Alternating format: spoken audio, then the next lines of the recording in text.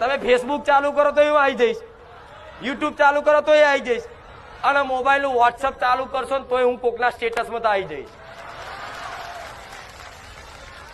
તો એનો મતલબ એવું નહીં પેલો સ્ટેટસ મૂકશે એટલે હું જોઉં છું, હું મુકાવું છું ને તાર કોક મૂકી એક જ. આ શું ખોટું? એટલે તમે એવો અહંકાર કરતા હું માનીને રોજ સ્ટેટસ મૂકું છું, નહીં હું મુકાવડાવું. તો આવો ડગલે ને પગલે આવી સંભાળ કોણ રાખે? કહો તમારી માં હોય એ જ રાખે. દીકરો માટી રમવા જતો હોય તો 2-4 વરગાડી દે પડે. તમારી આત્માને ઠેસ પહોંચી તો મને પહોંચે. તમારું દિલ કોઈએ તોડ્યું તો સમજી લો મારું મેરડીનું દિલ તોડ્યું. તમારી આત્માને ઠેસ પહોંચી, તમારા સ્વાભિમાન ઉપર આંગળી થઈ એટલે સમજી લો મારા સ્વાભિમાન ઉપર આંગળી થઈ.